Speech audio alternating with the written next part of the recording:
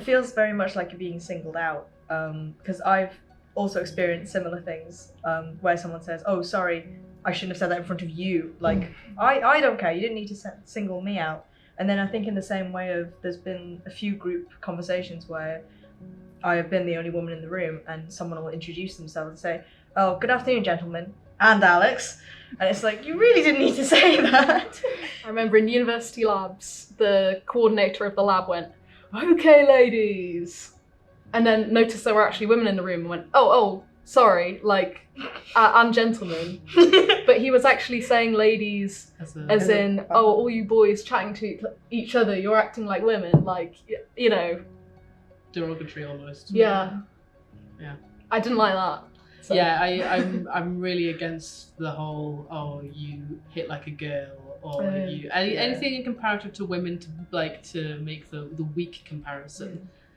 You need to take the woman out of that. You know, or "Hey ladies," or that's seen as like a step down from "Hey men." Yeah. You know? That's where it's not appreciated and not welcome.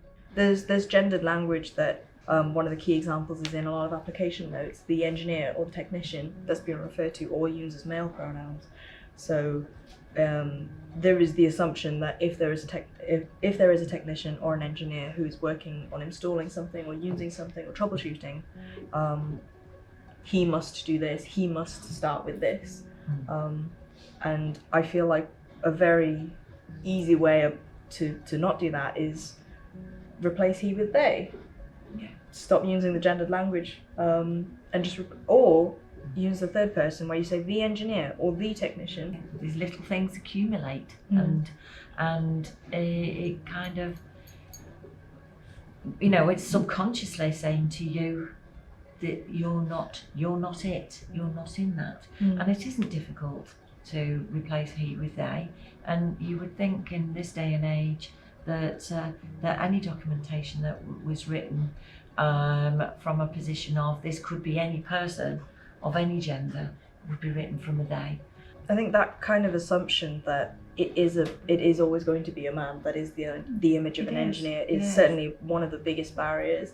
I know it's something that I've experienced where I have a gender neutral name. I would consider myself quite lucky in this sense because it feels like if I'm sending emails, the other person doesn't have a preconception of who I am. But it does mean that with things like supplier visits or customer visits, there have been occasions where I show up, I introduce myself, and there's that moment of, "Oh, really? You're the engineer?" Like there's that eyebrow raise of, "Wait, I wasn't expecting you. You don't look like who I thought you were going to be." And though that can be empowering in the sense of, "Yeah, I'm the engineer," there is also so what did you think I was going to be? Am I living up to your expectations? Am I,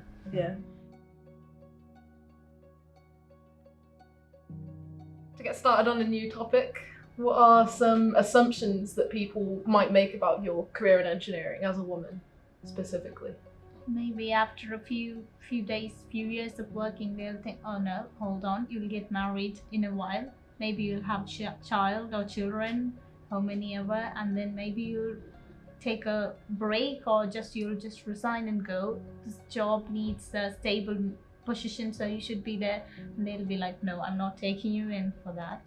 Maybe like that. And the other thing is when they are taking a break, when women are taking a break in maternity, if they're working and taking a break, maybe they can be coming and joining again. But they are resigning and then they wanted to have a break and then they want to apply for a new job and go in.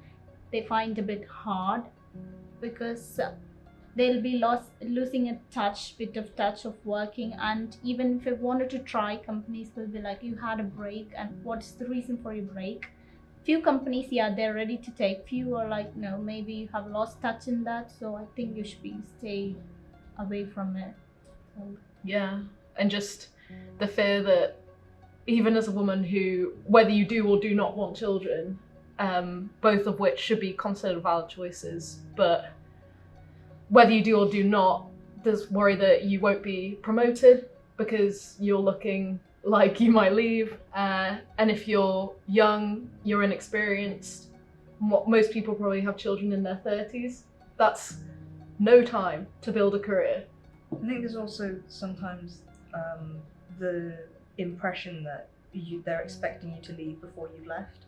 So they're reducing your either responsibilities or your opportunity to claim more responsibilities because they're expecting you to back off, and you haven't gone down that idea yet. That's just a complete potential in the future, and someone's already decided, oh, we're gonna like make that a bit easier. We're just gonna not go down that path like it's already decided for you. Yeah. Something I have to say about engineering though is I don't think it's any more incompatible with having a family than any other career. In fact, we get to flex our hours. You can work from home maybe, if you're lucky. And yeah, it's a job that stops at 5 o'clock for a lot of people. And that means that you get that quality time with your family. It means you're not expected to pick up work calls on a weekend, things like that. I think invaluable. Yeah. And something you would want to see be marketed to women, that, you know, it's a flexible life. It's a good life. Yeah. And your skills and your knowledge, something like power electronics engineering, while it does change over time, that knowledge that I have is not going to change massively over a year. And no one's going to go, oh, look, your people skills have fallen off, or, you know, I will always have that knowledge in here as a concrete thing, and if I want to come back to it, it will always be there waiting for me, which in some careers it's not the same. Typically seen as a very feminine trait is caring about my appearance. So I'll put effort into my hair, I'll wear makeup, I'll wear jewellery, things like that in the office that aren't seen as a typical or traditional engineer look. And so comments have been invited to comment on something like that, but it shouldn't make me feel like less of an engineer. I'm not going out of my way to do things just because my colleagues don't. So I'm in a male-dominated environment, so most of my male colleagues don't wear loads and loads of jewellery, say. I don't go out of my way to wear jewellery because I want to be different or because I'm making a statement. I do it because I like to, and I'm making my own space and standing my ground, that I'm not doing it in spite of it. It is, I just want to be able to do what I'm doing and also carry in something that I care about personally anyways. I think it's important for you to stand up for who you are. Okay.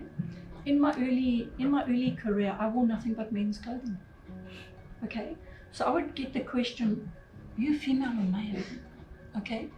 It didn't matter. I was who I was, and it took a lot for me to believe in who I was, and I just pushed forward. You know, I actually didn't.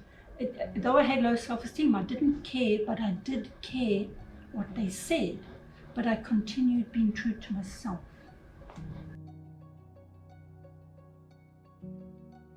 Do you have any opinions on hiring bias in favour of women? Well, it's a pro and a con, because it definitely does exist. Sometimes I do feel like, or previously I felt like, I'm here to tick a box. You know, when I came into this company, I did think, right, well, not just this company, but companies in general, you know, how much does me being a woman weigh into this? And I feel like in engineering, it does weigh quite substantially. Yeah, I mean, in this company, I think we're just about to get our first senior female engineer, aren't we? But other than that, it's all kind of not base level, but people who are working towards that. So we're a fewer currency, if you want to look at it that way, for a company to throw around, and there is a bit of hiring bias, I think, but more so because of the rarity. Yeah. I think it's definitely easy to, and has been thrown at me about being the diversity hire and being here because I'm a woman. But I also think that it is still definitely necessary, because there is just so few of us, and the overwhelming majority of applicants or like people who want to become engineers are still primarily male. We need something to carve out a space for us, and if there's not at least somewhat of a guarantee of it, it's just going to be so overflooded and even harder for us to get a foot in the door, so to speak. Or people even look at it in terms of what we mentioned earlier, with the scholarships, with the women in engineering schemes, with everything aimed at women to get them into engineering. Well, that's just an extension of that, surely. Yeah.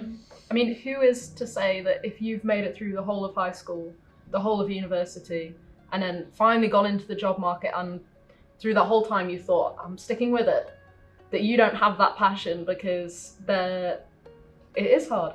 It is hard to be the only one. And it shows, I think, that the women that are here today, that, you know, we have got through it almost, and that was hard work, and that means that we're passionate, and that it's expected that we would be better almost than a man, because We've had the extra barriers to have to overcome to get to the same point. Exactly. Yeah. At university, it's like, oh, you're asking questions. Oh, women take like extra help, or that you're copying someone's coursework, or anything like that. And if you can get through all of those, then you know what? You deserve your space here. You deserve a job, at the end. We are nearing the end of our Women in Engineering Roundtable discussions. Join us in the next episode as we discuss the workplace, educational and school settings.